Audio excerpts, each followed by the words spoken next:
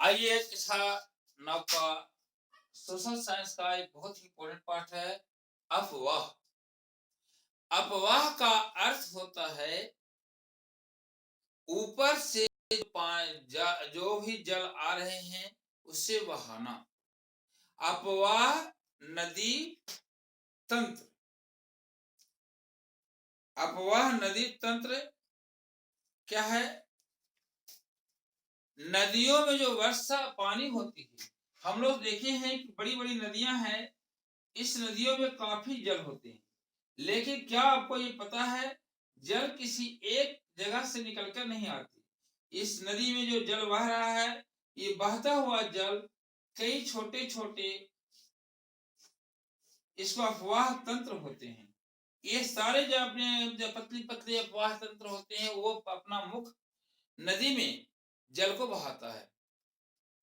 तो छोटे छोटे जल धाराएं, छोटी छोटी जल धाराएं जो अपना जल नदियों में मिलाती है, वे जल धाराएं अफवाह तंत्र कहलाता है, अफवाह नदी तंत्र कहलाता है।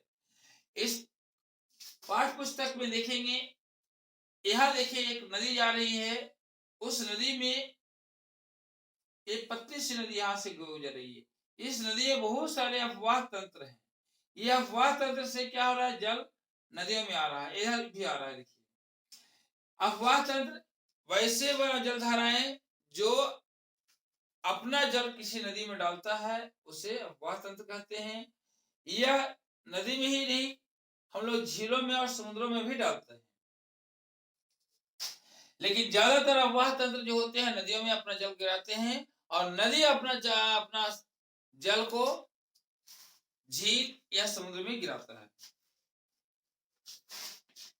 दो अफवाह तंत्र या इस तरह बहुत सारे अफवाह तंत्रों के बीच एक ऐसा होता है, बीच में ऊंचा जगह पहाड़ भी हो सकता है, पठार भी हो सकता है या ऊंची भूमि भी हो सकती है। और ऊंची भूमि द्वारा दो अफवाह तंत्र को अलग किया जाता है।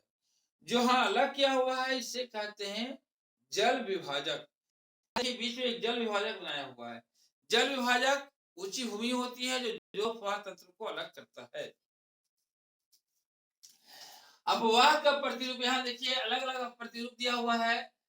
दुर्माकृतिक अफवाह, जालीनुमा अफवाह, आयताकार अफवाह, अरिय अफवाह। इस तरह से अफवाह की आकृति होती है।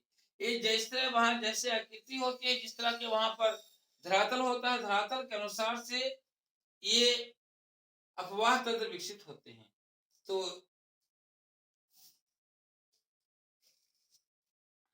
भारत में सबसे बड़ा जो अफवाह तंत्र है वह है गंगा नदी का। गंगा नदी द्रोणी का सबसे बड़ा अफवाह तंत्र है, इसलिए गंगा नदी में जल का जल सबसे अधिक होता है। भारत में सबसे बड़ी नदी गंगा नदी कहलाती है। तो भारत में सबसे बड़ी नदी गंगा है और गंगा का अफवाह तंत्र सबसे बड़ा है। गंगा भारत के हिमालय से निकलती है।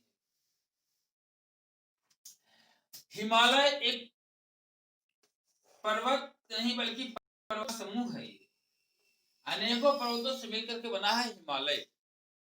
हिमालय का अर्थ ही होता है हिम काला अर्थात बर्फ का घर। हिमालय से निकली है गंगा, जमुना, सिंधु, ये सभी नदियां हिमालय से निकलती। हिमालय के अलग अलग भागों से निकली है। तो हिमालय का एक भाग है जिसको कहते हैं गंगोत्री। गंगोत्री एक हिमानी है। गंगोत्री से निकली है गंगा नदी। और हिमालय का ही एक भाग ये है और हिमालय का ही एक भाग है जमुनोत्री। जमुनोत्री से जमुना नदी निकली है। अभी गंगोत्री से हम लोग गंगा नदी, जमुनोत्री से जमुना नदी निकली है। इसी तरह से अमरकंटक हिमालय का एक भाग है। अमरकंटक, अमरकंटक की गुफाओं से होकर के वह निकली है सिंधु नदी निकली है। इस तरह से हिमालय से बहुत सारी नदियां निकली है और ये सारी नदियां काफी बड़ी एवं सालों भर प्रवाहित होने वाली है। एक इसमें क्वेश्चन आता है,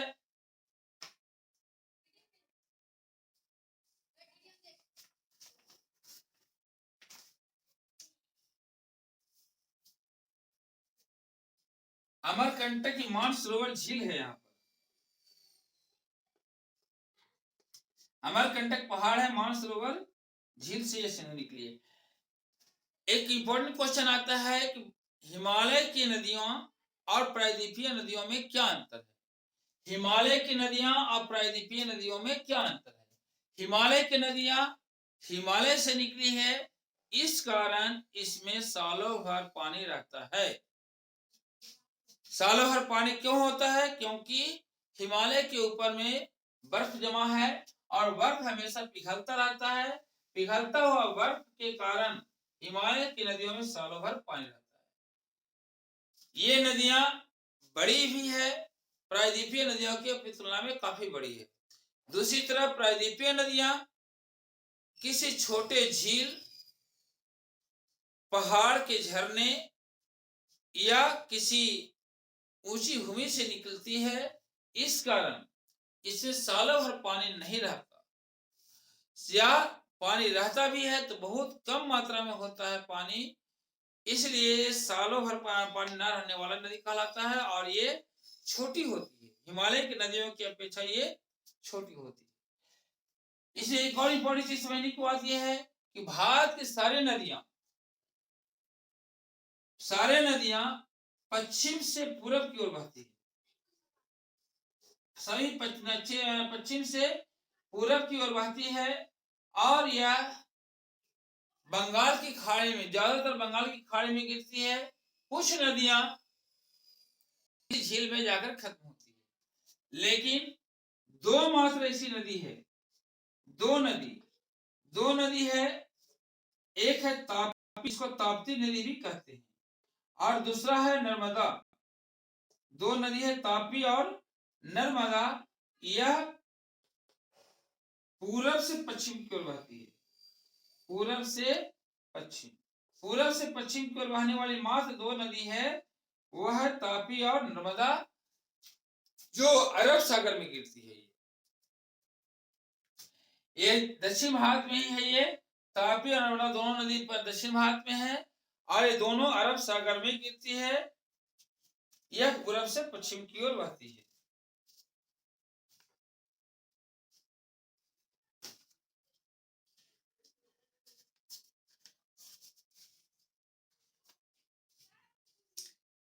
हमारी अर्थव्यवस्था में नदियों का क्या योगदान है, ये बहुत इंपॉर्टेंट है। नदियों का हमारी अर्थव्यवस्था में बहुत बड़ा योगदान है। प्राचीन सभ्यता संस्कृति नदियों के किनारे ही विकसित हुई थी, क्योंकि जहां नदियां होती है वहां उपजाऊ मिट्टी मिलती है और जल का पर्याप्त उपलब्धता होती है। आने जाने के लिए प्राचीन काल में केवल एक ही साधन था, वह था जलमार्ग। जलमार्ग में नाव द्वारा एक स्थान से दूसरे स्थान तक जाया जाता था। आज भी बड़े बड़े समाने, भारी भारी भरकम समाने नदियों द्वारा एक स्थान से दूसरे स्थान तक ले जाया जाता है। नदियां समुद्र से जुड़ी हुई होती है, इसलिए नदियों से होकर के समुद्र तक सामान को ले जाया जाता है और समुद्र से फिर एक देश से दूसरे देश को ले जाता है। तो नदियों का हमारी अर्थव्यवस्था में बहुत बड़ा योगदान है। नदियां बहुत अधिक योगदान देती है। तो इसी के साथ आपको इस पाठ की मुख्य बातें बता दी गई है। आशा करते हैं कि आप लोग इस पाठ का सही प्रश्न उत्तर को हल कर लेंगे। कुछ प्रश्न उत्तरों को व्हाट्सएप भेज रहे हैं, बाकी आप लोग स्वतः हल कर लें। धन्यवाद। All the best wishes.